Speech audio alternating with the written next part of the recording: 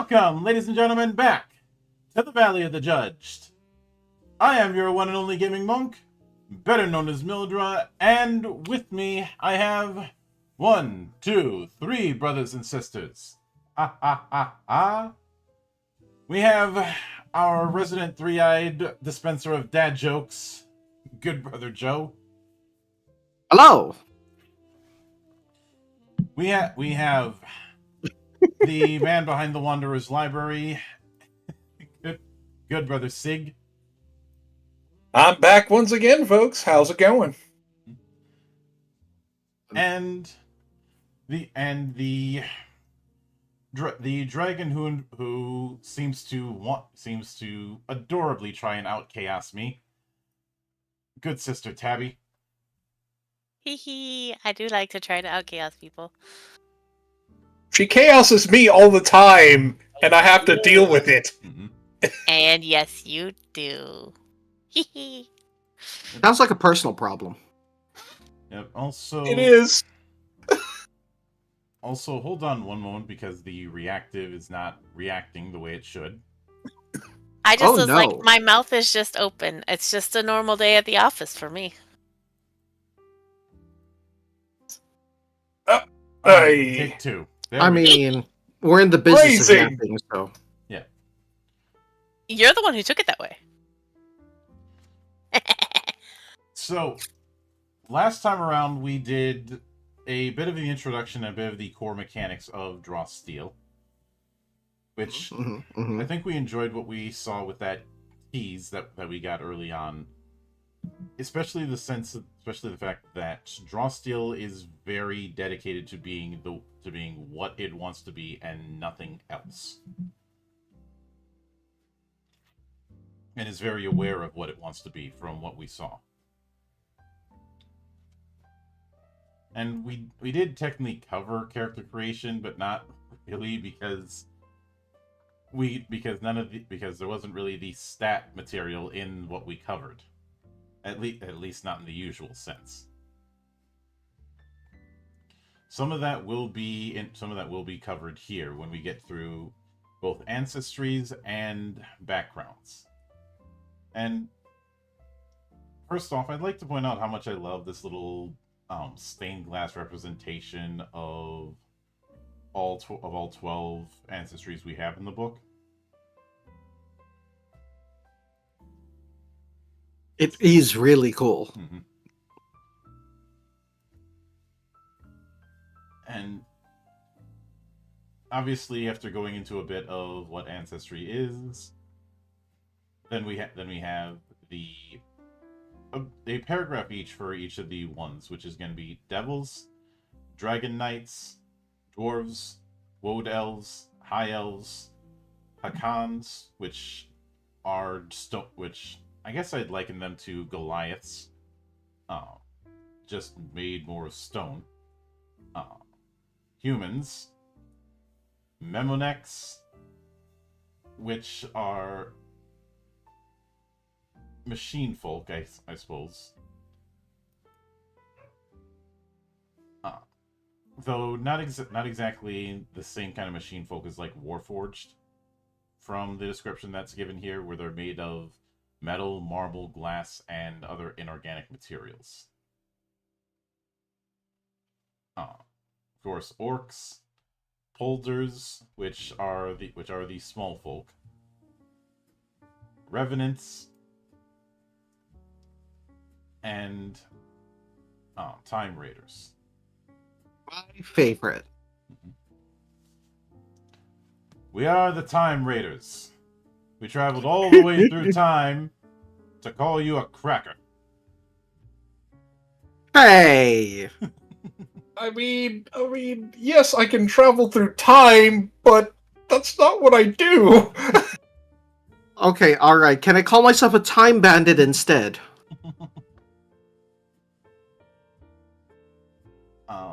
I mean, I suppose. I'm having flashbacks to that movie, never mind. Mm-hmm. So then we have thing on the origin of the different species, and then names by ancestry. It's not time travel.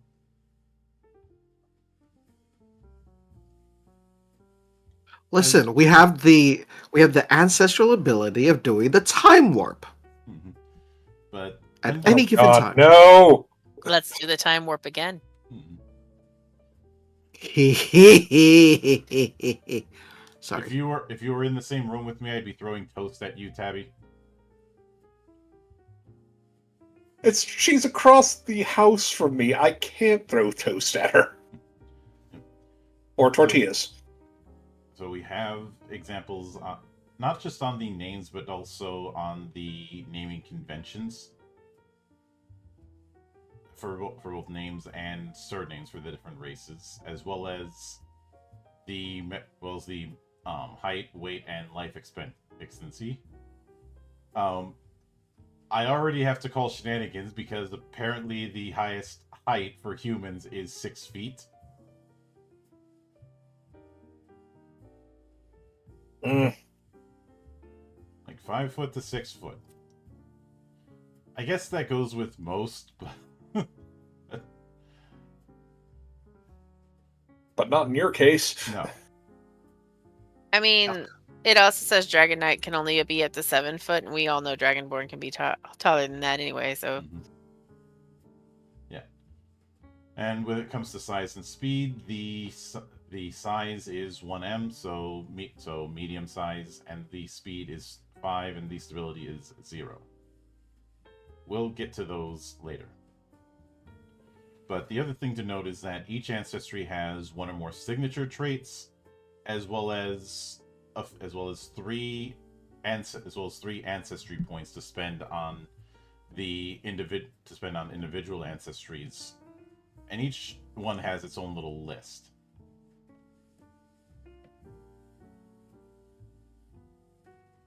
And we have this nice little image of a market bazaar, I suppose.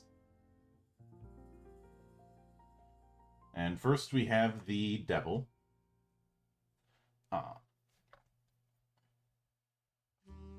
I'm having flashbacks to a previous life.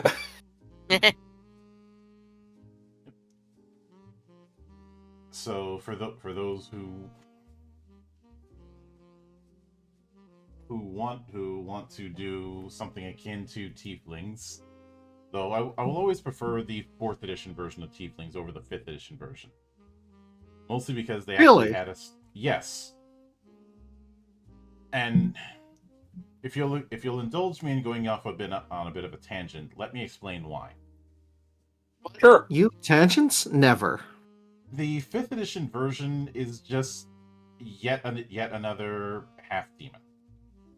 That's fine, but compared to what was in 4th, it feels like a downgrade. You were not a half demon if you picked Tiefling in 4th. You were the descendants of people who made deals with devils and were cursed because of that. The appearance is part of that curse, with the implication that Tieflings are descended from decadent nobles from a long-lost empire. And a lot of the visual aesthetic for Tieflings had a very Roman-y kind of look that was very consistent. It gave them an identity beyond just being a half demon.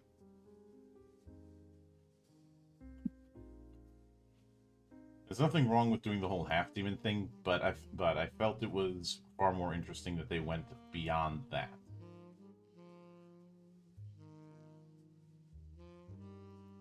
And of course, 5th decides to dial that back.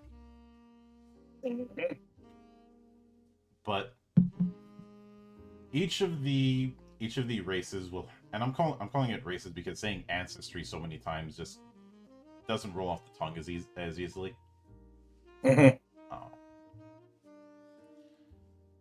Has a bit of a description and a short story, essentially. So what you see here is the signature trait and then purchased traits. Each trait costs a certain number of points. You've got 3 points to spend. That's how this is going to work. The signature trait is Silver Tongue. You have one skill of your choice from the interpersonal skill group. We'll get to that when we get to skills proper. And you gain an edge on tests when attempting to discover an NPC's motivations and pitfalls during a negotiation. Please allow me to introduce myself. I am a man of wealth and taste. But, Been around for a Pleased to long, meet you. long year. Stole many a man's stolen faith. Pleased to meet you. But then when it comes to the traits, you have Barbed Tail, which is 1 point. So you can deal a bit of extra damage with your tail when doing melee strikes. Beast Legs, which gives you speed 6. Glowing Eyes, or whenever you take damage, you can use a triggered action to deal psychic damage equal to 1d10 plus your level. This is akin to the retaliation ability that was common to tieflings. Hellish Rebuke. Yep. Hellsight, you can see through darkness. You don't make a bane on strikes made against creatures with concealment. I think that latter part is going to be far more interesting because if I'm being honest, Dark Vision got way overused when we get to... Yeah, because pretty much every race had it. Pretty much every race had it, and... Unless you were human. And but then you were boring. Yeah, I mean, unless you choose a variant human. Which... Then you just go get a feat. Yeah, feels like an ass pull, but... I've said human getting free feed is a very uninteresting approach to do humans in role-playing games. But then we have impressive horns. You have larger horns than average. Whenever you make a saving throw, you succeed on a roll of 5 or higher. Prehensile tail, you can't be flanked. And wings, you can use them to fly and stay aloft for a number of rounds equal to your might score, minimum 1, before you fall. While using your wings to fly at 3rd level or lower, you have damage weakness 5. Which makes sense. So, Firebrand. Yeah. Which makes sense. If you're up in the air, you're a much easier target.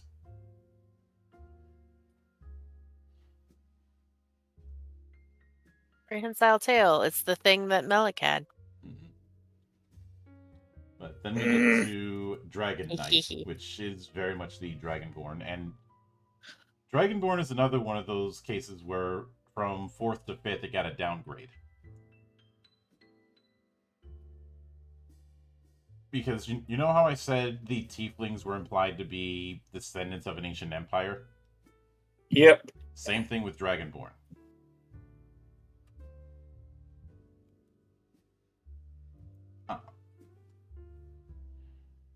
There's kind of an implication that many of the Dragonborn in 4th were descended from Bahamut.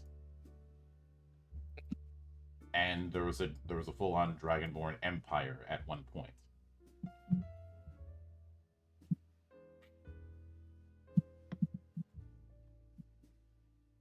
But the signature trait you get for Dragon Knight is Wormplate. You have damage immunity equal to your level of one of the following damage types: cold, corruption, fire, lightning, or poison. You can change this immunity type when you finish a respite. That's nice. Damage resistance for a specific type of damage was a thing in the past, but you were locked to that one damage type. So being able to switch it is nice. And as far as traits, we have Draconian Guard. Whenever you or an adjacent creature takes damage from a strike, you can use a triggered action to guard against the blow. You reduce any damage from the strike by an amount equal to your level. So this is a cover ally effect. Then Draconian Pride. It is a one burst effect. You roll power plus might or presence. Tier 1, 2 damage. Tier 2, 5 damage and push 1. Tier 3, 7 damage and push 2.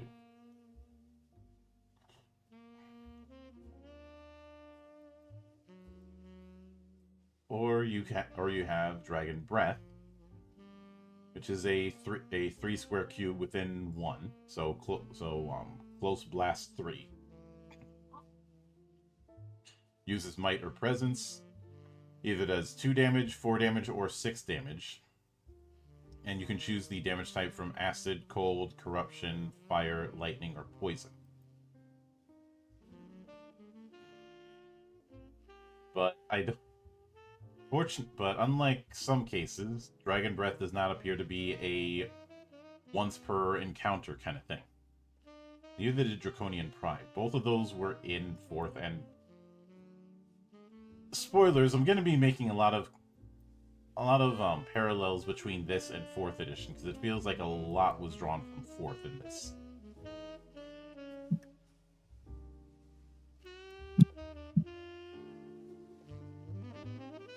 Fair enough.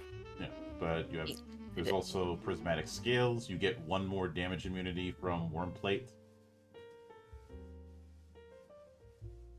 Or you always have 1 type in addition to the one you get from Wormplate, I should say. And there's Remember Your Oath. As a maneuver, you can recite the following oath until the start of your next turn. Whenever you make a saving throw, you succeed on a 4 or higher. Should I read out the oath? The oath In is brightest day, in darkest night. Sorry. Even should the sun stop in the sky, even should the night last 1,000 years, I will stand forever. I shall not yield. Those who suffer and yearn for justice, I am your sword and shield. I will yield no ground. I will speak no lies. I will stand against all tyrants until the last villain dies. I didn't know I was playing Finn right now, but okay. In brightest day and darkest night, no evil shall escape my... Anyway. And the last one is Wings, which more or less works the same way as the wings we saw for Devil.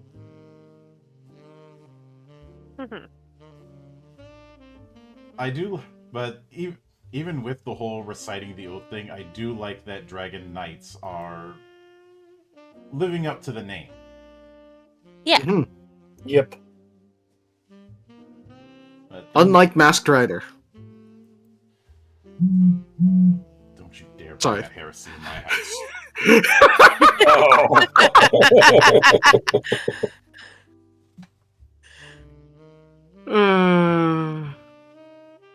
And as far as Dragon Knight, I kind of feel bad for it because, well, for one, the only way to watch it now is sailing the high seas, and 2, it kind of got screwed over by being put in the 1030 slot. Where I am. Yeah. Because the Wang brothers, yes, I know, very much cared for what they were working with. And given that they have a long and illustrious history of doing practical effects, like they were the people who did the practical effects for Hellboy 2, for instance. I think they may have also done practical effects for the Guyver movies. But anyway, we move on to dwarves. We've already talked about how the beard game is inadequate for these dwarves, but that's another matter. So the signature trait is runic carving. You can carve a rune onto your skin with 10 interrupted minutes of work, which is activated by the magic within your body. The rune you carve determines the benefit you receive, chosen among the following. Detection. Pick a specific type of creature, such as goblins or humans, or objects, such as gems or potions.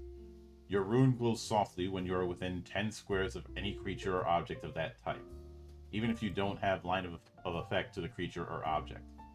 You can change the type of creature or object as a maneuver. Why am I thinking of Sting from The Hobbit? Yeah, that's exactly what it is. Let's see. Pretty much. Light. Your skin sheds light for 10 squares. You can turn this light on or off as a maneuver. Clap on. Clap off. God damn it. And voice. As a maneuver, you can communicate telepathically with a willing creature you have met before and who is within 1 mile of you. You must know the creature's name and they must speak and understand the language you know. You and the creature can respond to one another as if having a spoken conversation. You can communicate with a different creature by changing the rune. You can have 1 rune active at a time and can change or remove a rune with 10 interrupted minutes of work. So you're not changing runes in combat. Still, imagine having the ability to tat yourself and getting one of these, benefits. For sure. Like I like the voice one, especially with something like in our games where we have 2 tanks, being able to have that voicing of, hey, get behind me, do this, okay, I've got him on this side, you go on that side, that kind of thing. I mean, Troy and I right now already kind of play off each other that way, but like being able to do it more in character just because of a voice in your head is actually pretty cool. Mm-hmm. And if you have more than 1 dwarf in the party, then you can definitely you can play a very interesting game of telephone. Mm-hmm. But then we have purchase traits. First is Great Fortitude. You can't be made weakened. Then we have Grounded, +1 to stability. Then we have Spark Off Your Skin, which costs 2 points. You have a +6 bonus to stamina, and that bonus increases by 6 at 4th, 7th, and 10th levels. As hinted at last week, stamina is the equivalent to HP here. Then you have Stand Tough, which is 1 point. Your might is treated as 1 higher for the purposes of resisting potencies, and you gain an edge on might tests when called to resist environmental effects or a creature's traits or abilities. And last is Stone Singer. When you spend 1 interrupted hour singing, you can reshape any unworked mundane stone within 3 squares. You can't destroy this stone, but you can move each square of it anywhere within 3 squares, piling it off to one side to dig a hole, or building it up to create a wall.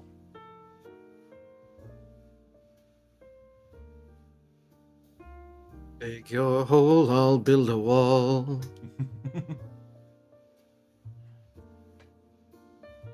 Then we have Woad Elf. Whoa! And obviously these are what would be Wood Elves in any other case, but I do enjoy that the art here does not make them just look like humans with pointy ears. They're fluffy. Fluffy, the ears are almost bat-like. Ah, they are justice. They are the night. Surprise, motherfucker! And thank you, Starlight Cow, for the raid. Raid! Raid! Oh my god, it's a raid. Yep. Hope you were enjoying just chatting. For those who do not know, my name is Mildra. I am your one and only gaming monk, and tonight we are going through the ancestry and background setups for Draw Steel. Currently on Wood Elves. Hope you all are doing well, and hope you stick around for the fun. But the signature trait for Wood Elves is Wood Elf Glamour. I'm going to keep calling them Wood Elf by mistake. I mean, woad means wood, so... But you can alter your appearance to better blend in with your surroundings. You gain an edge on tasks made to hide and sneak, and tasks made to search for you while you are hidden take a bane. And then we have their traits. First is Forest Walk, so you can shift into and hide within difficult terrain. My lovely co-host and I agree. Holy shoot, they can be Batman. Oh, thank you. They can be Batman, yes. Mm-hmm. Let's see, Quick and Brutal. Whenever you score a critical hit, you can take an additional main action and an additional move action instead of just your main action. So, very hit and run build. So this is, I'm gonna look for a bit. The BF is over. No worries. Thank you for the raid and thank you for stopping by. Let's see then. Otherworldly Grace, which is 2 points. Your elf body and mind can't be contained for long. Whenever you make a saving throw, you succeed on a roll of 5 or higher. Which we'll get to that. We've been seeing a lot of those whole saving throw ones. I'm gonna revisit that when we get to that part of mechanics. Okay. Then we have Revisit Memory. You gain an edge on tests made to recall lore. I like that. So then we have Swift. You have Speed 6, and the Wood Defense. You have it as a signature ability. It's a ranged strike. Range is 10. Uses might or agility. Tier 1, 2 plus might or agility damage, as well as the weak version of the slowed effect. Tier 2, 3 damage base. Tier 3, 5 damage base, and the weak average strong thing, we'll get back to that when we get to combat.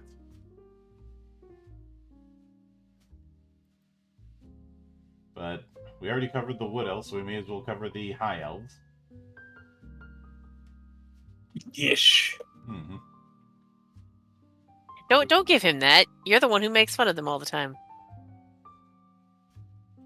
You're mean. Not all of them. Mm-hmm.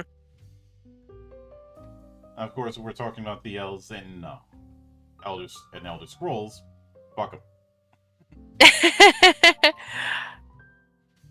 I think he was very upset with the elves in Tales of Fantasia. It's like, and Ald says, "Looks like one's even smoking." You definitely know that one's a high elf. I see what you did there. But these are the puns we appreciate on this channel, right? But then we have High Elf Glamour as their signature trait. A magic glamour makes others perceive you as interesting and engaging, granting you an edge on present tests using the flirt or persuade skills. This glamour makes you appear and sound slightly different to each creature you meet, since what is engaging to one might be different for another. However, you never appear to be anyone other than yourself. You know, I find it weird that they don't spell glamour with a U. Same.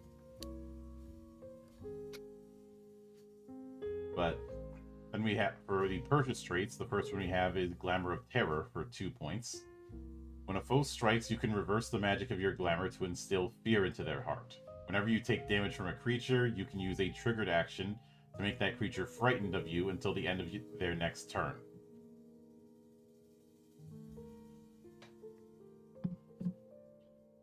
Oh, lovely. The glamour is psychic effects. I can see why that one costs 2 points. But then we have Graceful Retreat at 1 point. You gain a +1 bonus to the distance you can shift when you take the Disengage move action. It's in that similar vein of hit and run, but in a different form. Let's see, High Senses, 1 point. Your senses are especially keen and perceptive. You gain an edge on tests made to notice threats.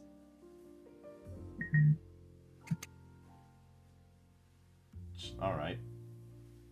Then Otherworldly Grace. This is the saving throw one again. I feel like each of the races we've seen so far, and probably the rest of them, are going to have some sort of saving throw feature that's 2 points. And they do have an edge to recall lore through Revisit Memory, as well as Unstoppable Mind. Costs 2 points, you can't become dazed.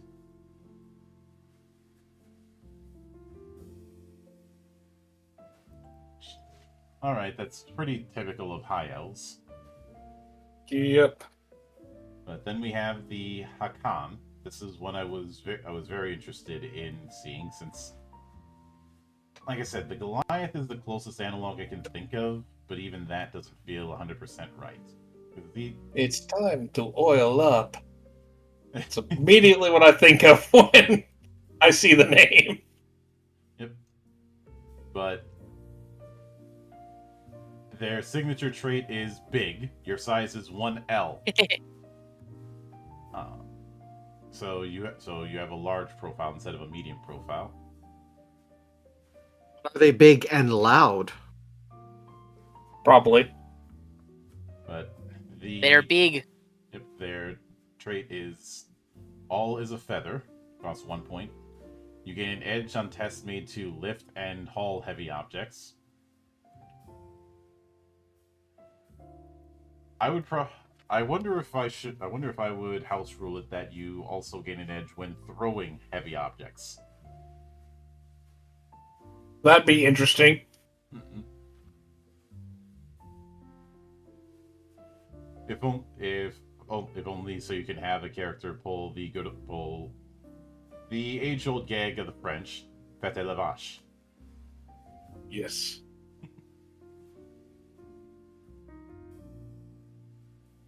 Or if any of you have read Vinland Saga, the siege approach that Thorkel the Tall uses, which is less of I've using not siege. seen that yet. It's less of him using siege weapons and more of him just throwing big ass logs at a keep.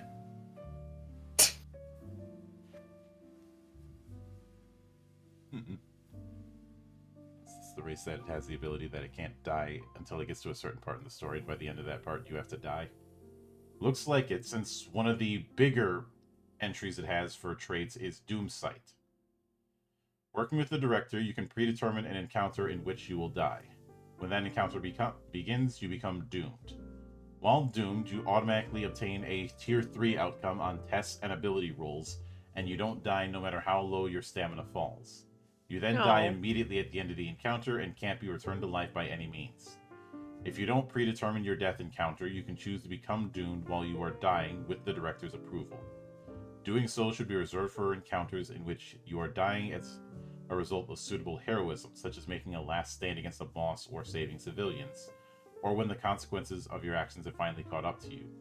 Not because you're playing a one-shot and have nothing to lose. Carl. Wow, that's very specific.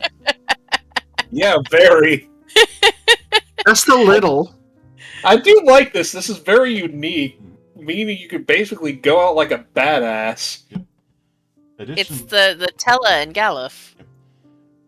Additionally, when your stamina reaches the negative of your winded value and you are not doomed, you turn to rubble instead of experiencing death. You're unaware of your surroundings in this state, and you can't regain stamina until or have this effect undone in any way. After 12 hours, you regain stamina equal to your recovery value.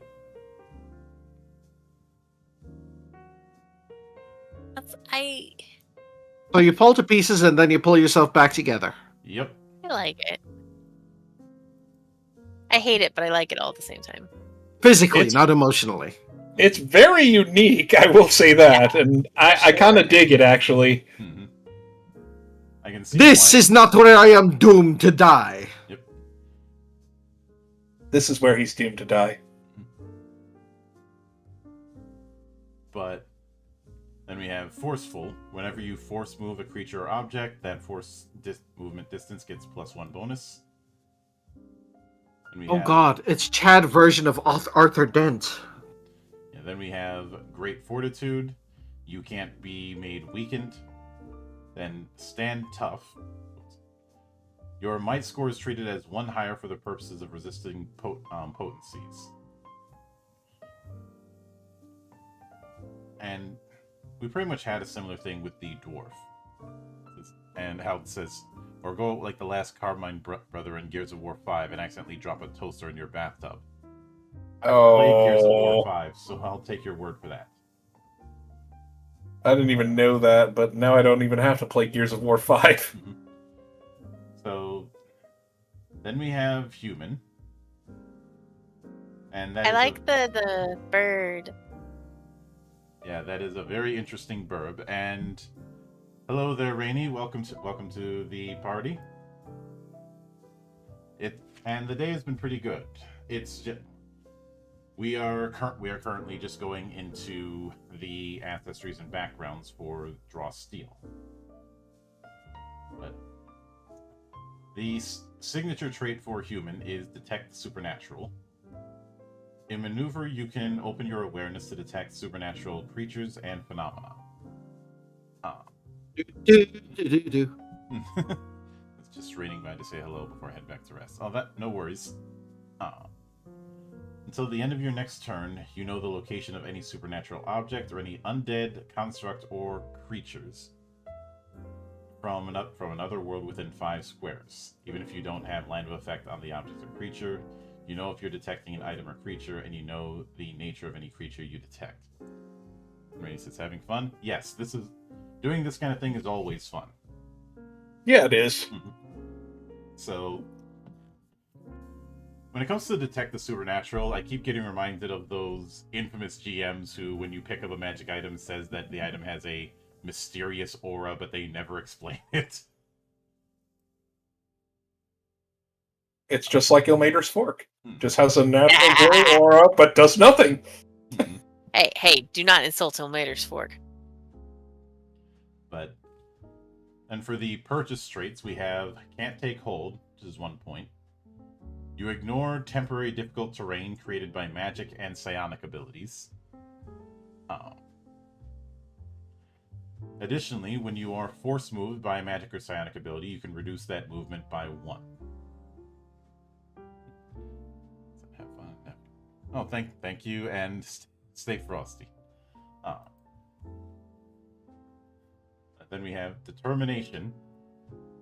I know some people who are listening to this are Undertale fans. Sit down. I'll get to you later. Oh. Oh, why? You know, I almost made a Winchester joke when he was describing the signature trait. But Determination is 2 points. A tolerance for pain and distress allows you to push through difficult situations. If you are frightened, slowed, or weakened, you can use a maneuver to immediately end one of those conditions. I can see that being pretty powerful, so I see why it costs 2 points. But then we have Perseverance. Giving up is for other people. You gain an edge on tests made using the Endurance skill. Additionally, when you are slowed, your speed is reduced to 3 instead of 2.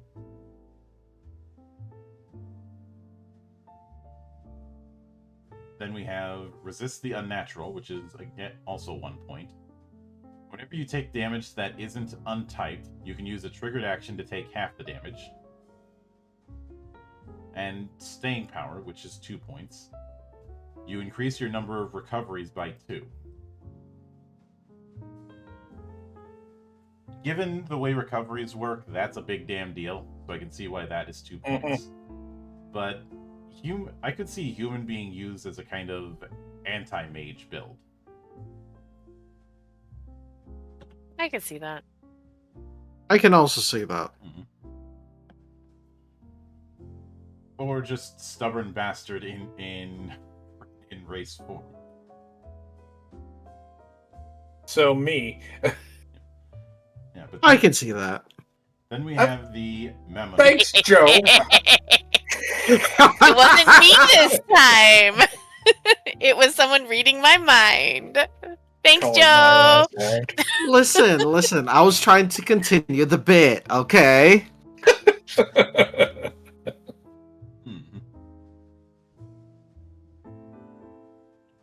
But regardless, the Memo Neck, which I guess are more akin to golems than Warforged.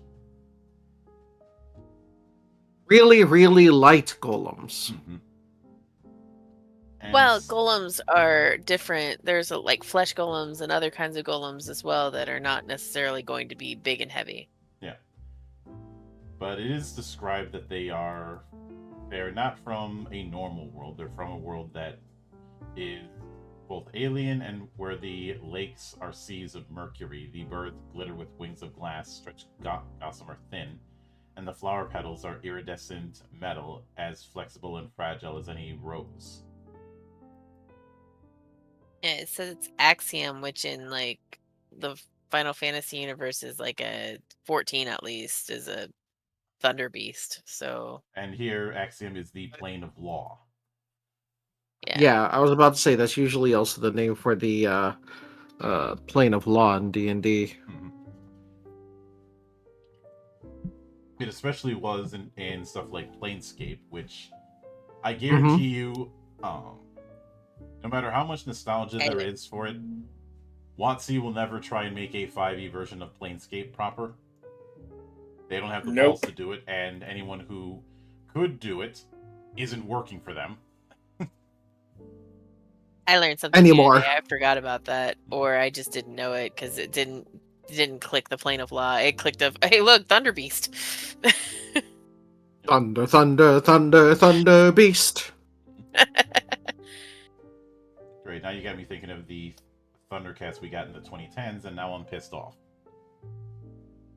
No, we think of the good Thundercats, not those. Would you I prefer wasn't some talking Tiger about- 2010's Sharks? version was good. No, I'm How talking... about Silverhawks?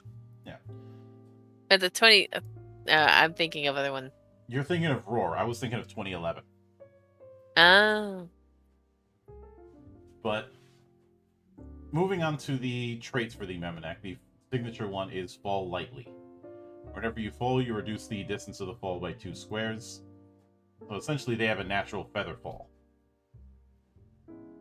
You also gain Lightweight. Oh, they have 2 signature traits. That's unusual compared to the others. Yeah. Your body is light for a creature They're of real- your height. really light. They're really emphasizing the fact that you are lightweight and basically kind of float there. Mm-hmm. They're flexible. Whenever Like, I wouldn't be surprised if they could run on water. Mhm. Whenever another creature attempts to force move you, you treat your size as 1 size smaller than it is. So what you're telling me is that they are pushovers. Not dignifying that. On the other hand, the Memenek are the first one we have that has 4 ancestry points. Ooh. 4 ancestry points and 2 signature traits. What the heck? Looks like somebody's the favorite. On the other hand, lightweight is not exactly a advantageous trait, so I guess this is the offset. It depends on what you do with it. Mm-hmm. But let's see, first one is I am law, 1 point. I am the law! Yep. Enemies can't move through your space unless you allow them to do so. And we have Keeper of Order, 2 points. Once per round, when you or an adjacent creature makes a power roll, you can use the free triggered action to remove an edge or bane on the roll, to turn a double edge into an edge, or to turn a double bane into a bane.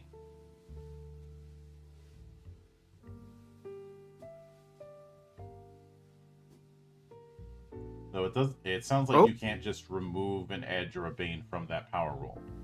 You can just reduce it. What is Discord doing? I just Yeah, completely went disconnected. silent. Yeah. That was I odd. completely disconnected and reconnected. Mm-hmm. Oh, so it wasn't just me. Thank goodness. Oh, okay. Mm-hmm. Yeah, sorry about that, folks. Technology loves to give us the middle finger. But then we have Lightning Nimbleness. Your speed is now 7. Then which I can see why that costs 2 points. You also have Non-Stop. You can't be made slowed. Let's see. Then Systematic Mind, which costs 1 point.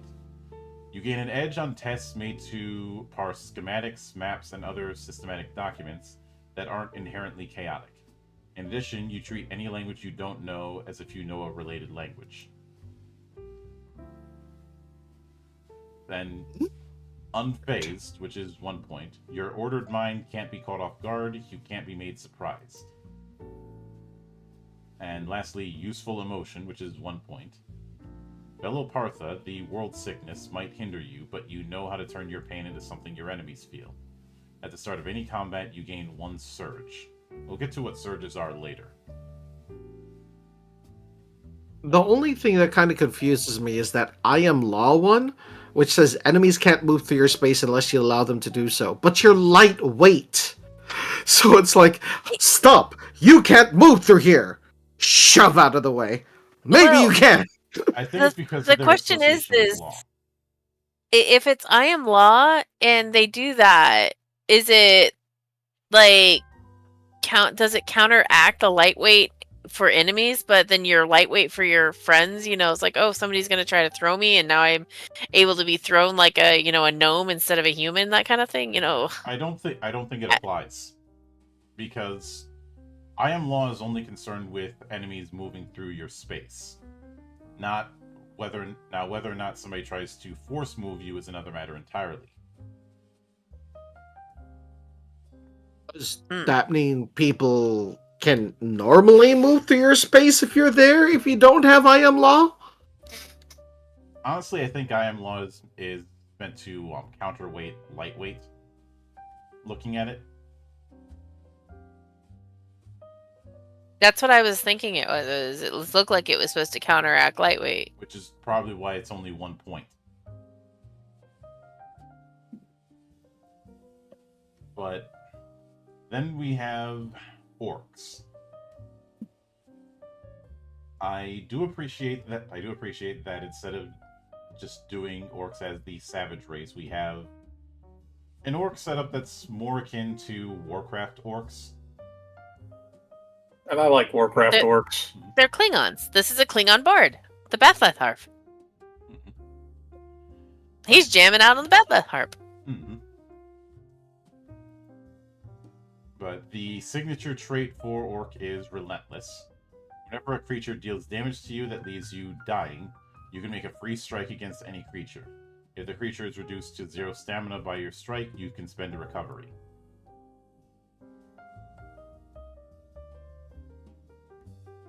That's a very I didn't hear no bell kind of approach. Yep.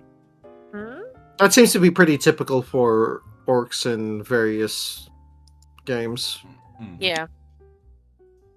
But then for traits, we have Bloodfire Rush, which is 1 point.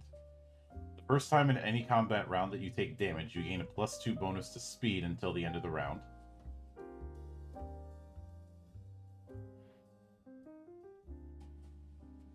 Which you're probably going to be using that extra bit of speed to get into the fray. We have Glowing Recovery, that's 2 points. Whenever you use the Catch Breath maneuver, you can spend as many recoveries as you like. As I mentioned before, Catch Breath gives me the same vibe as what Second Wind was in 4th and what it was, and what people insist Second Wind in 5th is, but it isn't. For those who didn't play 4th, Second Wind was a standard feature, not one that was bottlenecked off by one class. Yep. I mean, it was once per encounter, but the HP wasn't as random as 1d10 plus Constitution. Whoopee at high levels. But then we have Grounded, which is 1 point, +1 to stability. Then at 2 points we have Nonstop. You can't be made slowed. And this is an interesting one for how people usually see orcs. Passionate Artisan, 1 point. When you are stirred by a passion for creation, your blood fire allows you to work longer and harder. No. Cannot take you anywhere, I swear. Anyways. When you gain your initial skills from your career, culture, class, or any other source, choose 2 skills from the crafting skill group. Whether you have those skills or not, whenever you make a project roll for a crafting project that uses those skills, you gain a +2 bonus to the roll.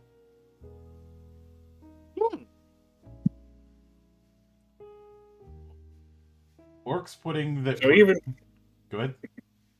So even if you suck at it, you can still do it in some way, shape, or form.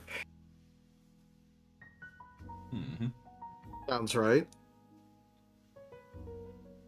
Then we have the polder, which is definitely our halfling adjacent.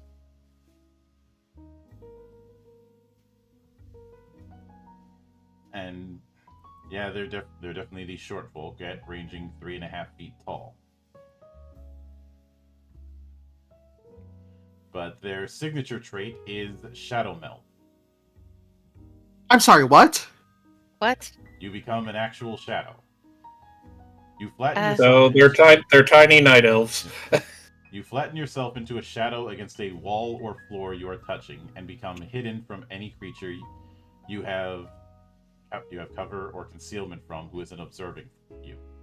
While in shadow form, you have full awareness of your surroundings, and strikes made against you and tests made to search for you have a bane. You can't move or be force moved, and you can't take main actions or maneuvers except to exit this form or to direct creatures under your control, such as when you summon using an ability. Any ability or effect that targets more than one square affects you in this form only if it explicitly affects the surface you are flattened against. You can exit this form as a maneuver. If the surface you are flattened against is destroyed, this ability ends and you take 1d6 damage that can't be reduced in any way. Halfling ninjas? Halfling ninjas. You also gain the small trait. Your size Surprised. is 1s. This is my surprised face. Mm-hmm. What? A halfling is small? No! And much like with before, we have a case of four points instead of 3. Likely because I its think second trait is going to be a potential disadvantage. Yeah, I think that's the reason why some of these races have 4 ancestry points is because they come with built-in negatives, technically. Mm-hmm. Yep. But the first one that we have is corruption immunity at 1 point. You have corruption immunity equal to your level plus 2. Then fearless, you can't be made frightened. That's 2 points. Then graceful retreat, 1 point. You gain a +1 bonus to the distance you can shift when you take the disengage. We've seen that before, but it certainly fits here. Then nimble step. You ignore the effects of difficult terrain and can move at full speed while sneaking. Then I can see why that's 2 points because... Halfling ninja. Mm-hmm. Let's see, then poltergeist. I love the next one. 1 point. Evading others' notice gives you freedom to move. At the start of each of your turns during combat, if no enemy has line of effect to you, or you are hidden from or have concealment from any enemy within line of effect to you, you gain a +3 bonus to speed at the end of your turn. Until the end of your turn, sorry. Just it's a halfling ninja. Indeed. And, Poltergeist? yep, Yeah, why do you think I was cackling? of course you would. I had appreciated that. As did I. And the last one, which is 1 point, is reactive tumble. Whenever you are force moved, you can use a pre-triggered action to shift 1 square after the force movement is resolved.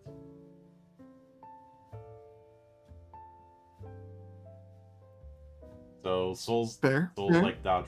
Actually, it's not even souls like dodge roll. It's a good old ukemi, which is where they're adding to the halfling ninja. Yep. But and Out says, "Wait, is that Kevin Hart in the picture?" The world may never know. The world may never know. But then we have Revenants.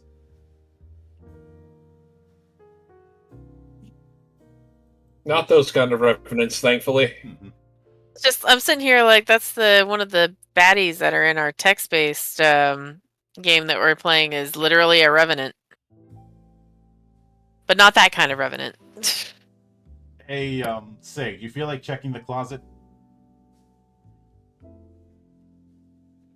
5 out of 10 monster closet. 10 out of 10 meme. The way revenants are described here, I end up thinking of the crow. Yeah, because that's pretty much what they Bang are. Bang Nevermore? No. That's a raven.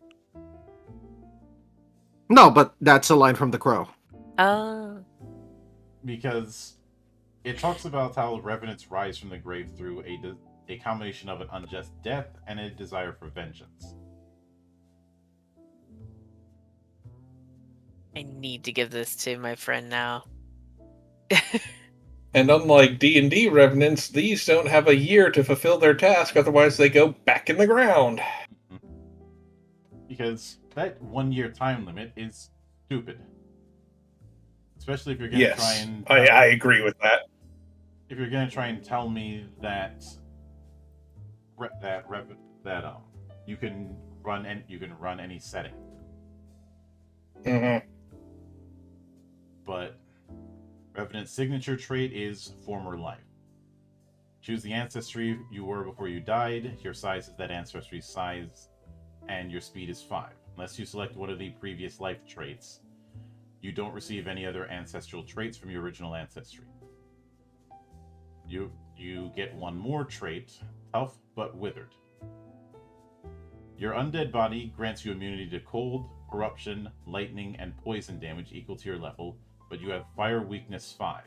You can't suffocate, and you don't need to eat or drink to stay alive. Additionally, when your stamina reaches the negative of your winded value, you become inert instead of dying. You fall prone and can't stand. You continue to observe your surroundings, but you can't speak, take main actions, maneuvers, move actions, or triggered actions. While inert this way, if you take any fire damage, your body is destroyed and you die. Otherwise, after 12 hours, you regain stamina equal to your recovery value.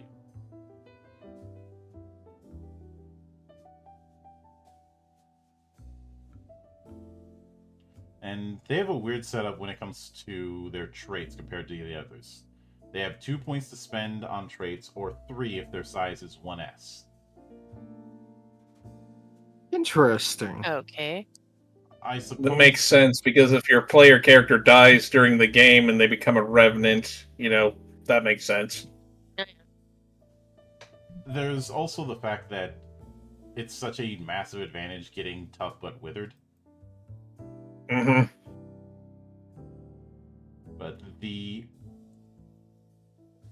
traits are bloodless at 2 points. You can't be made bleeding even when dying. For you, an open wound Makes is sense. indistinguishable from a scratch. 'Tis but a scratch. A scratch? Your arm's off. No, it isn't. Well, what's that? I've had worse. I've had worse.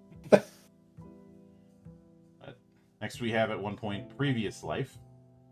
You select a purchase trait that costs 1 ancestry point from your previous ancestry. You can take this trait multiple times, selecting a different 1 point trait. And same thing with previous life, 2 points. And the next one is undead influence. Your supernatural gifts allow you to influence other undead. You gain an edge on reason, intuition, and presence tests made to interact with undead creatures.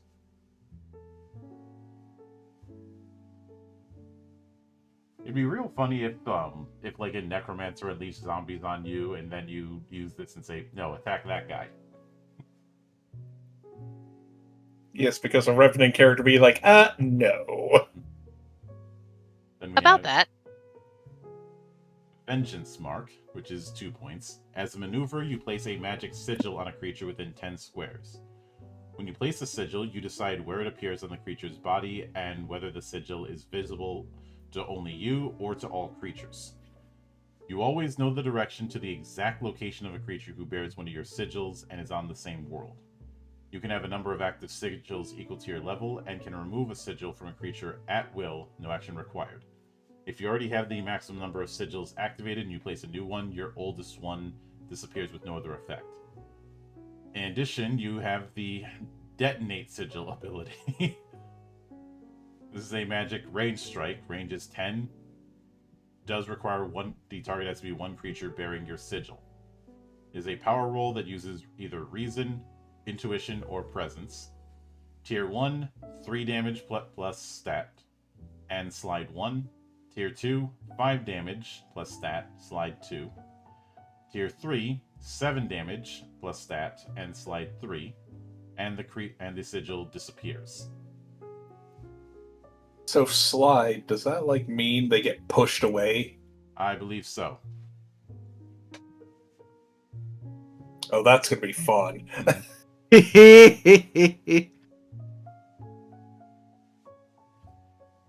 Although what I'd probably end up doing is, as long as the creature has the sigil, range doesn't matter.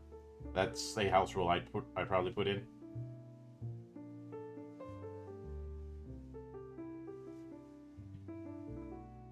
Especially if you're able to be... I'd say you still have to be within 10 squares in order to use it, but detonating the sigil, you should be able to do that anywhere as long as they still have the sigil on them. That sounds fun and abusive. Yep. Now it says, come on guys, I'm actually dead. What about that asshole? He still has a pulse. Get rid of him. I wonder if you could do revenants to be akin to Forsaken in World of Warcraft. I do get that vibe, so that would make sense. I mean, they don't hate the living as much as the Forsaken did. Then again, the Forsaken hate everybody. Mm-hmm. I still like their dialogue from the original World of Warcraft when they went into an alliance of convenience with the Horde. Mm-hmm. They'll be going against all enemies, living, undead, or otherwise. Then we have the Time Raiders, not to be confused with the Time Haters. And this design is straight out of any pulp sci-fi book that came out of the 70s.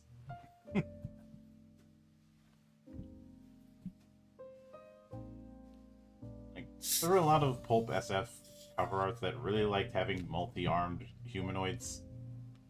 I don't quite know why. Although I suppose with the Mohawk, some might argue 80s.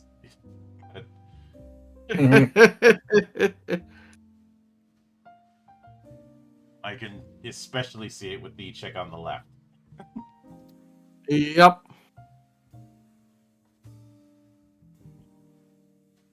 But since they're described as a servitor species of the Sinoroi, which are described as scions with near godlike power, I think the Time Raiders are supposed to be... It's the Illithids all over again. Yeah, I think these are supposed to be akin to the Gith. Yeah, that looks about right. Mm-hmm. An interesting point, in place of eyes, they have crystalline ocular sensors that grant them high spectral vision, which are hardened against the extreme radiations encountered in the Sea of Stars.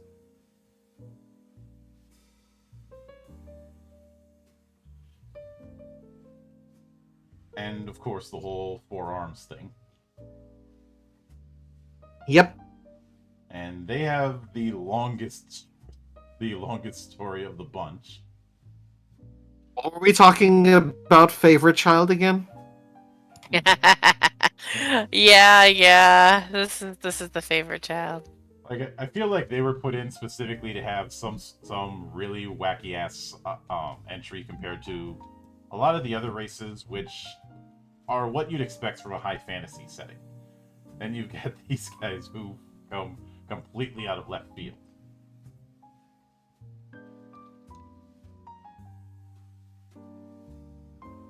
But I still think that there should be a group of Time Raider bandits called the Time Haters.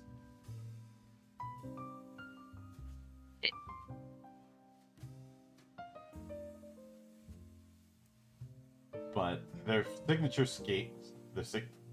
signature trait is Psychic Scar. You have Psychic Immunity equal to your level. All right, fair. They have 3 points for their traits. First is Beyond Sight. Joe, you caused this. Now we have Sight Beyond Sight. I blame Joe for this. Thunder, thunder, thunder, thunder, cats.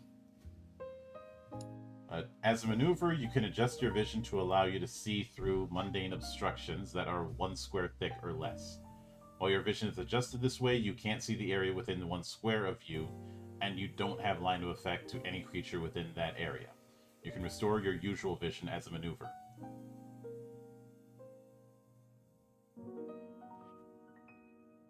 So the good old seeing through walls, or seeing what's on the other side of the door.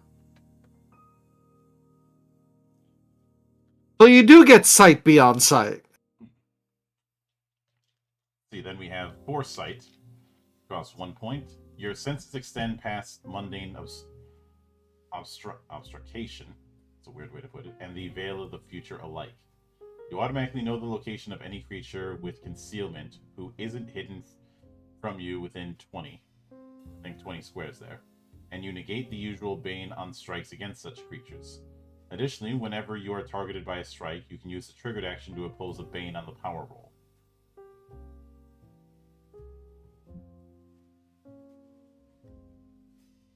This could be a really good way to screw over anybody who's doing the whole hide in shadows shtick. Mm-hmm.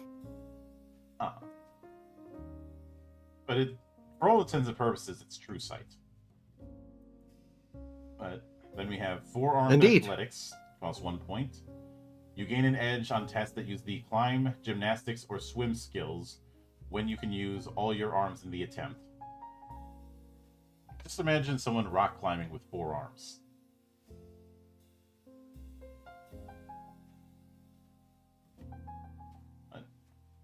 And we have forearmed martial arts at 2 points. Whenever you use the grab or knockback maneuver against an adjacent creature, you can target 1 additional adjacent creature using the same power roll for both targets. Additionally, you can have up to 2 creatures grabbed at a time. If someone does not use this to do bump heads, I will be very disappointed. But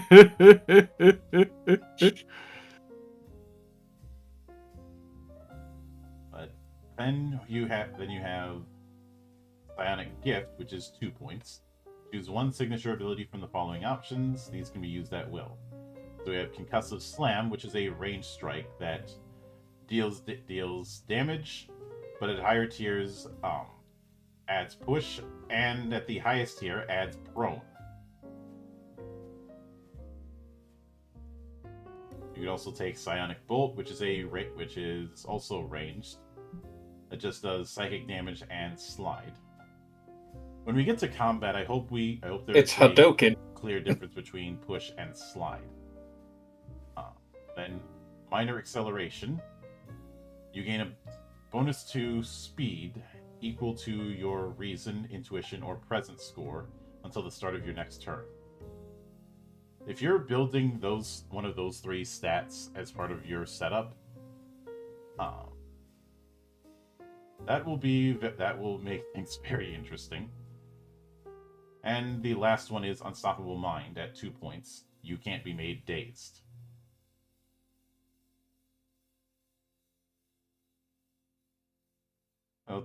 So before we get to background, what do you think of how Ancestries work here? I like it. Some of them are very interesting. I especially like the Hakan with the situational death little trait. I'm just a fan of the polders. Yes, the Halfling Ninjas are great. But I also like the book's favorite children, that is the Time Raiders. You had said I just like the polders because they're so cute. Yeah.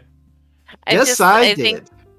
I love ninjas in general, but like the polders are definitely your your little halfling ninjas. But so I think the entire slip into shadow thing is really amusing. Mm-hmm.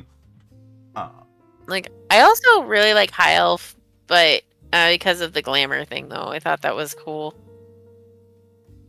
Yeah. each of them definitely has a very strong identity and can certainly lean into different things. It is clear, from my perspective, that fourth edition of D&D was a major design influence. But something else I like here is the fact that races aren't exactly a one-size-fits-all affair, because of the whole thing with traits.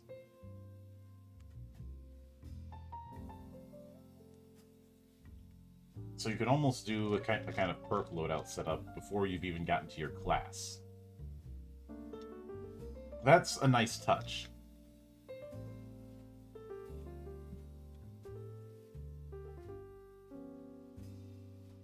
So when it comes to their choice of weapons, I do wonder if I could get away with having 2 great swords. Each of them wielded technically one-sided. Because that is the kind of dumb stuff I would do, and you guys know it.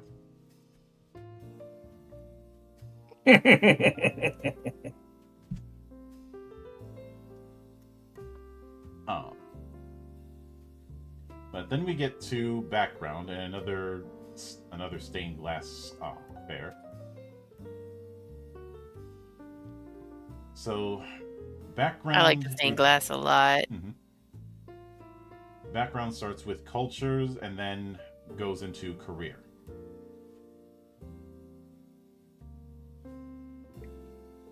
And you do have the option to build archetypal cultures or standard ones. A culture grants a language, an environment, organization, and upbringing.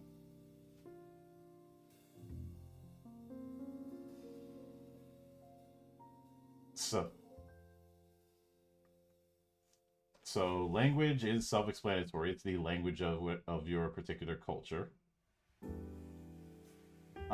Environment is the type of environment that you come from, and the skill option you get from it. So the options you have are nomadic, rural, secluded, urban, and wilderness, and each one grants a skill from one of 2 potential skill groups, as well as a quick build option if you want to take that.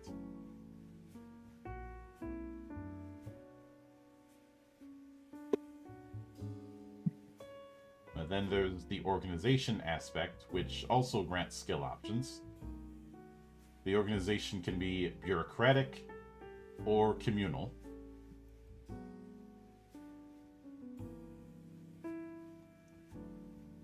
And each one again grants a skill option. Hello?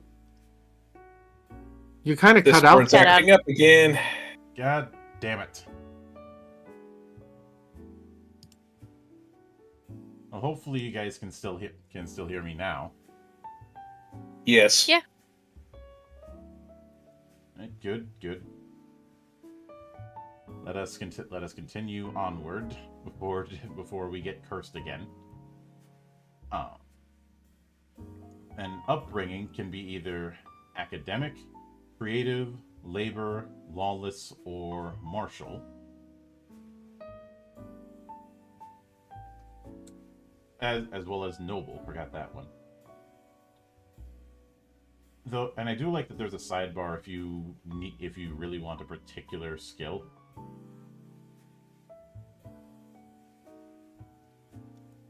Which they call, but I really want alertness.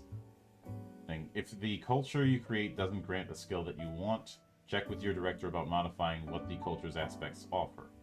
For instance, you can easily make the case that a culture with the noble upbringing aspect should give a character access to the alertness skill, given that living among those who covet your power means always being aware of your surroundings.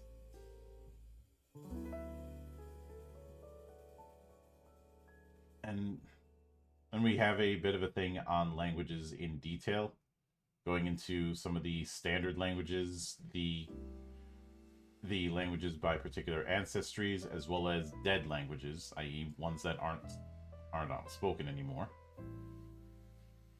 Hmm.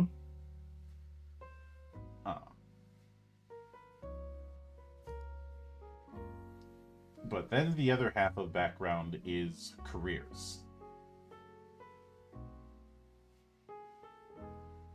So with careers, you get 2 or 3 skills.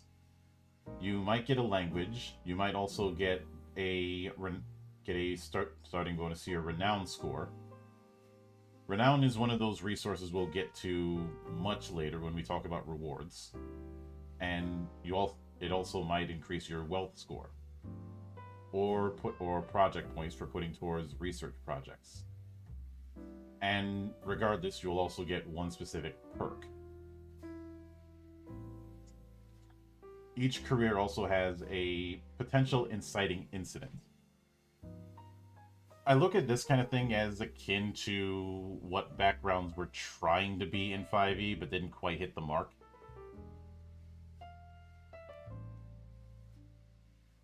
Because of the fact that each career's inciting incident is a d6 roll, and you remember how there was those set of d6 rolls for backgrounds in 5e? This is doing that, but is not it's not so restrictive as that setup. Because at the end of the day, it's a suggestion. You don't need to take it, but it's there for people who want it. And there are quite a few careers. So we have Agent, which its perk is getting 1 intrigue perk. Aristocrat. Let's see, Artisan, Beggar, Criminal, Disciple, so you worked in a church. Explorer, Farmer, Gladiator, Laborer, Mage's Apprentice. I would have gone with Sorcerer's Apprentice just for the reference. I see what you did there. I don't know. I think Disney might get on you for that. Well, they did. Statutes passed because they're not doing anything with the story of the Sorcerer's Apprentice, unless they plan on making Fantasia 3000 anytime soon, and that's not happening because that would require paying musicians. Right? And actually animating. Mm-hmm. Well, people are realizing that musicians aren't cheap. Well, you've probably heard about the fact that the top VFX studios don't want to work with Disney.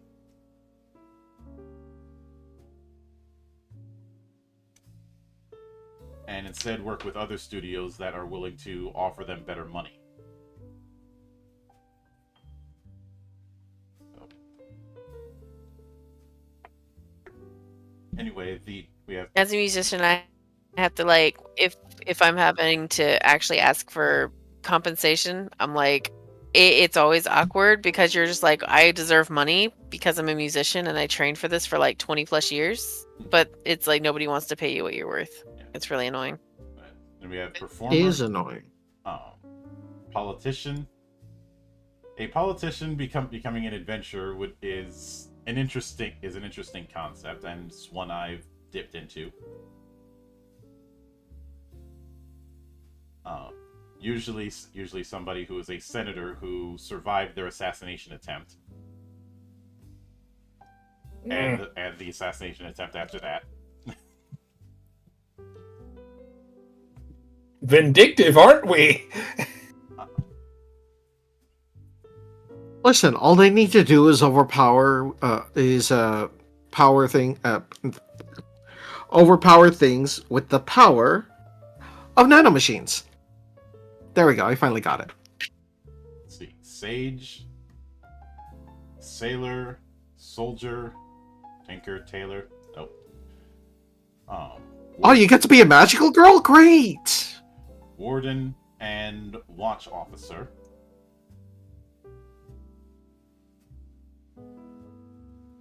So if somebody... I find it interesting that a Watch Officer gets 2 languages where the Sage only gets 1.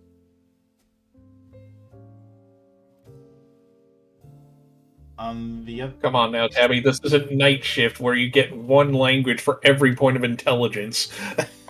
You know what? I enjoy my character that has 17 languages. Thank you very much. But with a lot of with a lot of the stuff here, when it comes to wealth, when it comes to project points and like, project points are a long-term thing. Um, it's not something you're going to do in one session's downtime. It's something you're dedicating a large amount of time to building. So and one potential example of project points is building your holding. You're putting project points into that thing over the course of several sessions to get it done. I'm vastly simplifying because we'll get to that when the time comes. But something that I do like when I contrast this with, say, backgrounds in 5e, there is mechanical weight to your choice of career. You look back at a lot of the backgrounds in 5e, and a lot of them were fluff in terms of what they gave you. Yeah. You might get a few proficiencies, but the proficiencies you get from it, you're rarely going to use.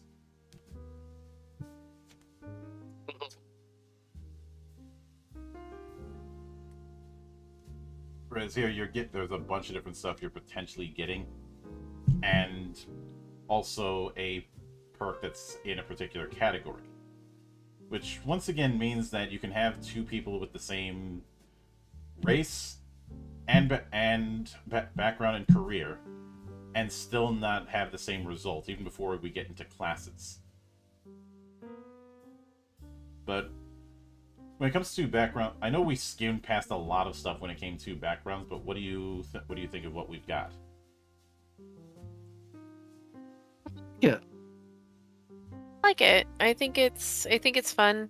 And it definitely allows for a lot of customization of characters. It just looks a lot of fun. Mm-hmm. I definitely enjoy the fact that even if your player character dies, it can rise again as a revenant. I mean, if the director allows it, of course. Mm-hmm. I think that's That really is fun pretty too. cool. Yeah. Because, Joe over here is going to want his Time Raider to become a revenant. What? No.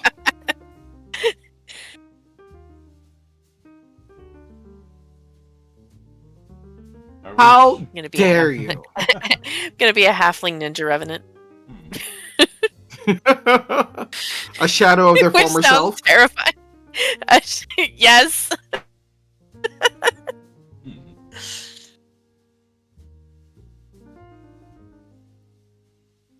I was actually proud of that one. Of course you were. But when it comes to what I've seen, like, there's I think the big thing that I take out of this is the fact that you have this variety at work, where even before a lot of times when it comes to race and background and the like, those things are one and dones, where the real customization is in your choice of class. But here you have customization basically at every step, which, given the customization level I do for my own projects, I'm certainly approving of that. But with that said, we'll be continuing character creation next week as we finally start to get into the classes.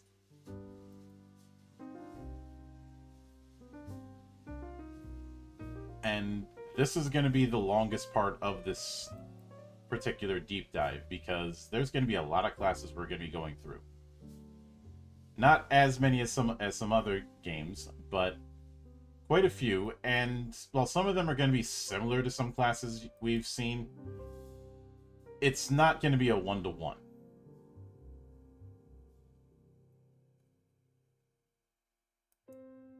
I suppose an example of this is going to be, well, the first one that we get into next week, which is going to be the censor.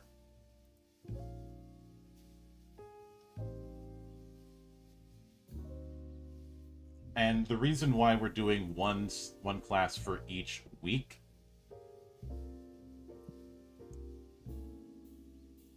is the fact that there's a lot of stuff to each of the individual classes, and there's also the fact that we have to deal with subclasses. But we've got 1, 2, 3, 4, 5, 6, 7, 8, 9 classes we're working with. And Matthew Cornell, what's your guys' thoughts? I'm not impressed. I've enjoyed what I've seen so far. Obviously something might change, but I'm not going to give my final thoughts until much later. Just so far so good. And I know some people are rolling their eyes, but I've made this clear throughout my work. I try not to have this default assumption about the way fantasy gaming is supposed to work. And I also wanted to wait a bit because I didn't want to have a does it live up to the hype approach. I mentioned that when I started my look at Daggerheart earlier in the year. Because that kind of thinking can screw over an assessment. But go ahead. No, I was agreeing with you.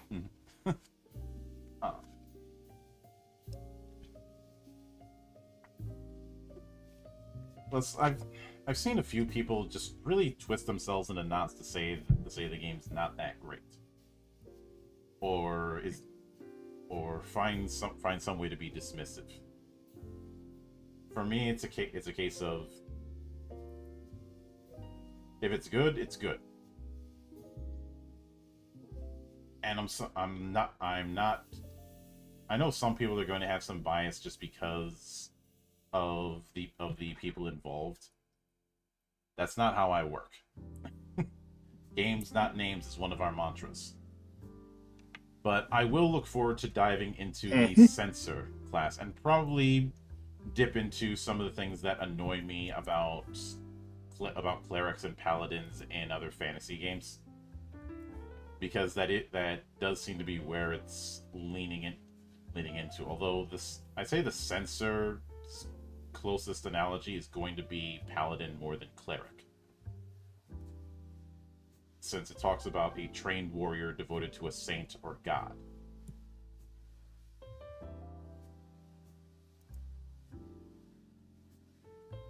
That gives me more paladin vibes than anything else,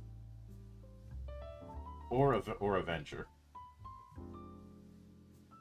Again, you could probably do a drinking game of the number of times I'm going to be referencing 4th edition, because it's going to happen a lot. But as always, a sincere thanks to everyone who took the time out of their schedule to come all the way to enjoy the madness. And there will be plenty more where that came from, as there always is here on the open bar of the internet. But until then, on behalf of the good brothers present and not present, my name is Mildra. I am your gaming monk. Stay fucking frosty, everybody. Bye. See you on the trail. Take care.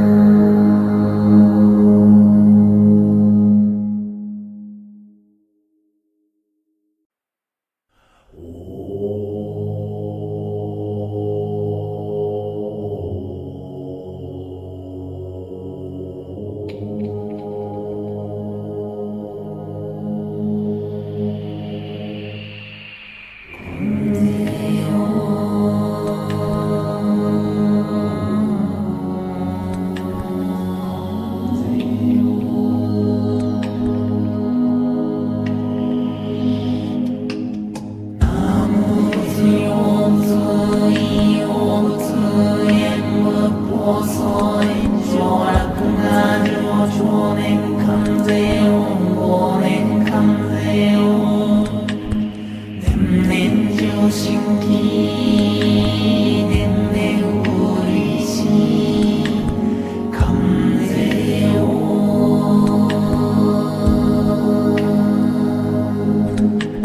南無仏用仏意用仏縁無法相上楽が上長年関税音忘年関税音年々上新規年々古いし関税音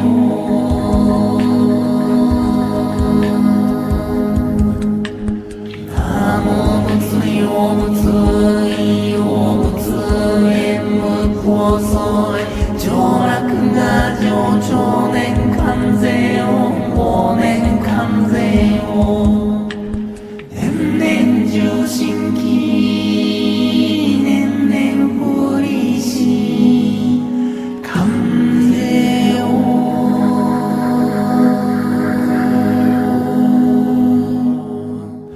南無仏用仏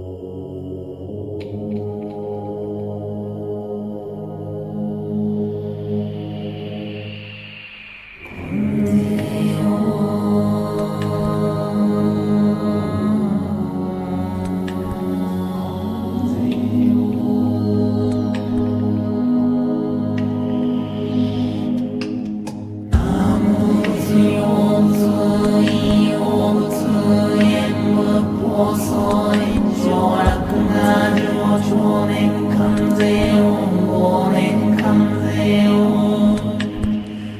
年々上新規年々古いし関税音